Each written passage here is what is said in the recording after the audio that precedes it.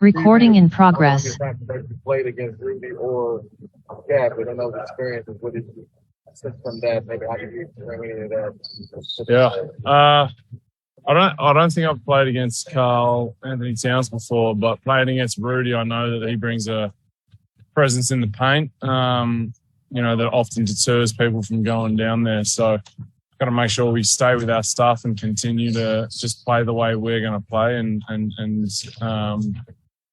I don't think that'll be too much of a problem for our guys. So we're just going to keep the same game plan. It's just they're big. They play 4-5, which is a massive lineup. But we'll keep sticking with what we do.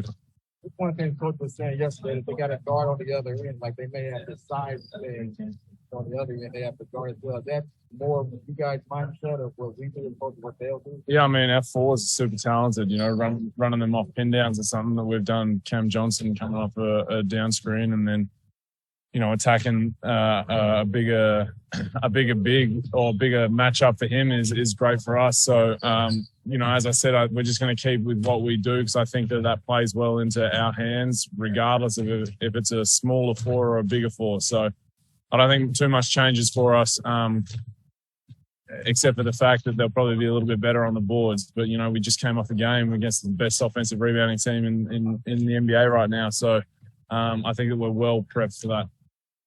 You said you haven't put something as much here as you have maybe last year with the Spurs. Is there a spot on the floor that you like as far as when you're thinking about it?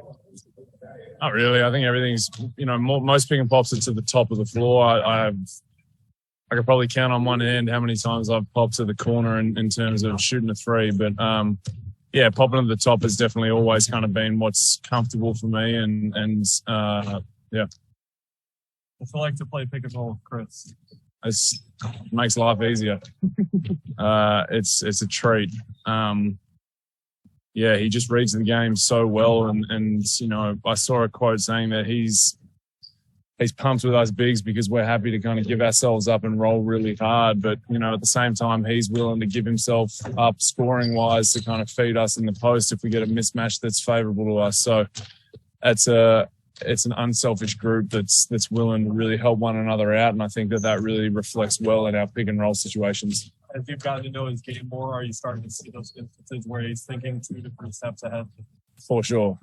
Day one, I was feeling that, just playing pickup. And I still don't think we've really showed everything we can in a pick and roll situation or just playing together. Some of the things that we were doing in those open gyms was special. And, we still haven't even tapped into that yet. So right now we kind of have a structure that's working for us. And until someone figures that out, we're going to keep pounding it in and see what happens. But, I think that there's still a fair bit in the bag of tricks when it comes to CP, and I'm looking forward to pulling them out at some point. At what point did you see something that he did and you picked up and you were like, whoa, it came out of first possession? It's just, just the way he moves with the ball and what he does, you kind of you just feel like you're trying to keep pace with him from the first second you step on the court because he's reading it 10 steps ahead, and he's still harping on about just communicating things that we don't necessarily see. So, the whole time playing with him, he's teaching everyone around him. He's trying to pull them along with him, and I think that's important for the longevity of this team. How long did it take to kind of get a feel? It seems like he's good at keeping the dribble alive and hitting the guy. Maybe not when they're expecting it or in the defensive stuff.